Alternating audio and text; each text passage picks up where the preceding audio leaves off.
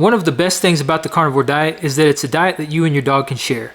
But that's not true for all animal products. And today in this video, I'm going to talk about one animal product that should not be shared in all cases between humans and dogs, and that is bones. So before I get into this, I just want to start this off by saying, don't take anything I say as gospel. I'm a huge advocate of doing your own research, gaining experience through experience, and forming your own conclusions. And when it comes to bones, you can never play it too safe. Bones are probably one of the only carnivore foods that you can feed to your dog that come with a little bit of risk. So when it comes to bones, it's very, very important to make sure that you're picking bones that are right for your dog's breed, that are right for your dog's size, and that are right for your dog's personality. Because some dogs just absolutely inhale their food. And if your dog is one of those dogs where it just inhales food without chewing it, then you really, really need to be very cautious about the kind of bones that you pick for your dog, as well as the size and shape. And another really important note about bones is that you really need to choose bones that are appropriate for your dog's age and size. So obviously puppies aren't going to have well-developed teeth where they can chew up and swallow bones that easily. So you really need to think about that. And when it comes to older dogs, their teeth can wear out over time. So if your dog's up there in age and it's got worn teeth, or if they're cracked or damaged, that's another huge consideration that you really need to take into account when choosing the right bone for your dog. So the most important thing to remember when it comes to bones is to listen to your dog, be very cautious about the bones that you feed your dog, and understand that just because a bone is promoted as being safe for your dog, doesn't mean it's safe for your dog. Because all dogs are different. Again, personality comes into play, age, size, breed, all this comes into account. So be sure you do your research, listen to your dog, monitor your dog when they're eating bones, monitor them when they go to the bathroom to make sure they're not getting constipated and to make sure there's no issues there. And through your research and through trying things out with your dog, just try to do the best that you can to mitigate the risk to your dog when you feed them bones. So again, keep in mind, everything in this video is my personal experience, okay? So again, this should not be taken as gospel. These are just the things that I've learned after feeding my dog a raw carnivore diet for over 5 years. So I'm simply passing this knowledge on to share my experience. But again, listen to your dog, monitor your dog, and choose bones that are appropriate for your dog as an individual. All right, so with that said, let's get right into it. So the safest type of bone that you can feed your dog is always going to be raw, meaty bones. And a raw, meaty bone is essentially a bone that still has the meat on it. So instead of deboning your meat, instead of feeding bones separately, you would just feed the meat with the bone inside. Now, my personal favorite, and one that I include into every single one of my dog's meals, is chicken leg quarters. All right, so chicken leg quarters, obviously you've got the drumstick here, you've got another leg bone that goes here, and then you've got the back. So this can be awesome to feed to your dog because you have the skin on there, you've got the bones inside, which allows for some cushion when your dog bites down. You've got the back here, which is a pretty soft bone, so it's usually pretty easy to consume for most dogs. And overall, this is just a very safe and nutritious bone that you can include in your dog's diet. So the bones in chicken leg quarters are very high in calcium, magnesium, and phosphorus, which are very essential and very unique nutrients. Now personally, I never feed the load-bearing bones out of these chicken leg quarters, so I always debone mine, and then I just feed the upper back portion. And that's just a personal preference. I just don't like feeding load-bearing bones because they can be kind of dense, and I feel like there's a little bit more of a risk when they consume those. But there are plenty of people that feed chicken leg quarters whole. There's plenty of people that cut them up into sections and just feed like the drumstick, the middle part, and then the back. And depending on the dog, pretty much all those options are totally fine. Now, when I debone my chicken leg quarters, I just pull these bones out and I save these in Ziploc baggies. I put them in the freezer, and then when I have about 2 pounds, I throw them in the crock pot for 24 hours and make bone broth. And then I consume the bone broth, and I include that in my dog's meal as well. And that's just a really good way to use every part of the animal, nothing goes to waste, and get some really good collagen in the diet. My second favorite raw meaty bone is turkey necks. So turkey necks are kind of unique because there's plenty of meat around the bone, and it makes it very easy for most dogs to consume. They're pretty easily digested, pretty easily chewed. So turkey necks also provide a lot of very unique nutrients. There's a ton of collagen in here because of all the connective tissue.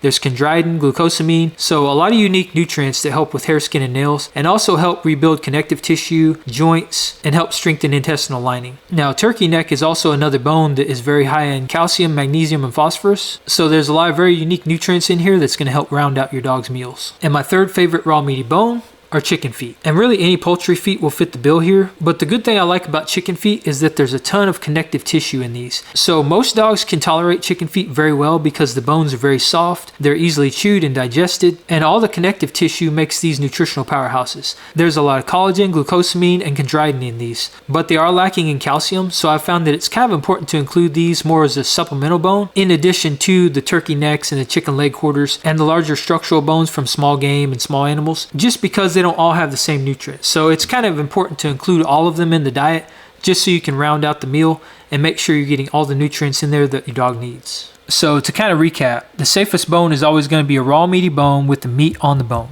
So chicken leg quarters is a fantastic option. Chicken feet, turkey necks, these are my top 3 favorite raw meaty bones to include in my dog's diet, and she pretty much gets these every single meal. Now when it comes to raw meaty bones should make up roughly 10% of your dog's diet, but keep in mind the 10% is the weight of the bones only, not the meat that's on the bone.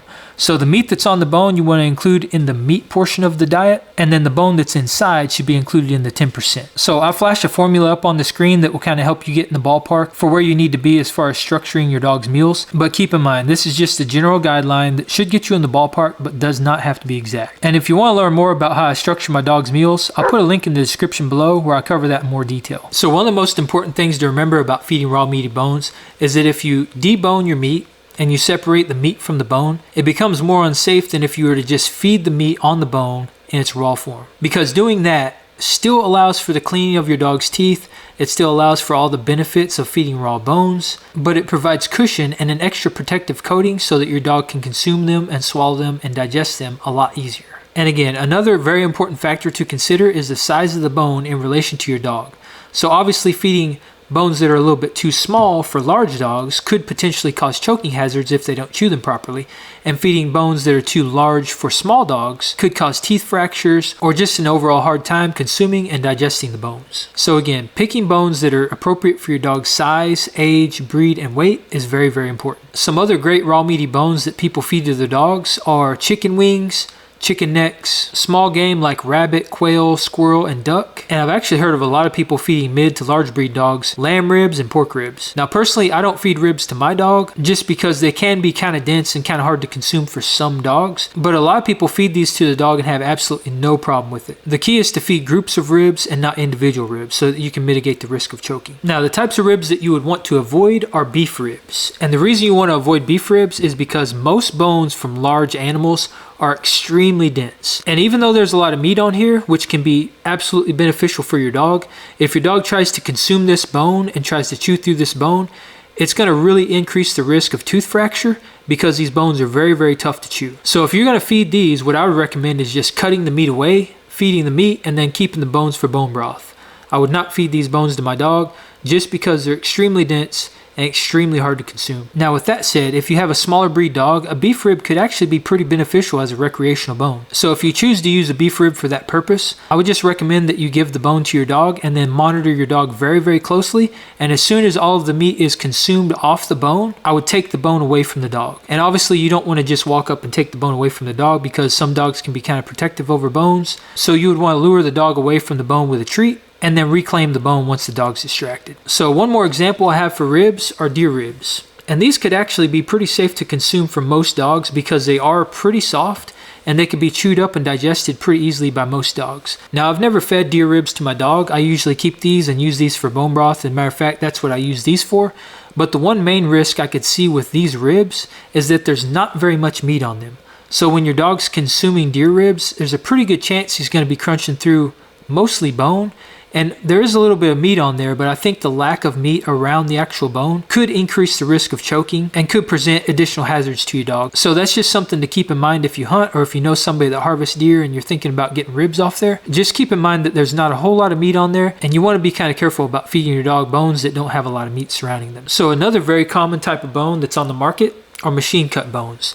So essentially any bone that is inside of a piece of meat, things like T-bone, shank, or any other cut of meat that has a bone inside are generally unsafe to feed to your dog. And the reason for that is because, as you can see, there can be very, very sharp edges on these bones, and these bones tend to be very, very dense and can present additional risk to your dog that just is not necessary. Another example of a machine cut bone would be ribs. Again, this is also a cooked bone, so it would not be safe to feed to your dog anyway. But like I said before, ribs are very, very dense. They can be extremely hard to chew up and can damage your dog's teeth, present choking hazards, and there can be sharp edges and sharp pieces that break off that could really harm your dog. And another example of machine cut bone are marrow bones.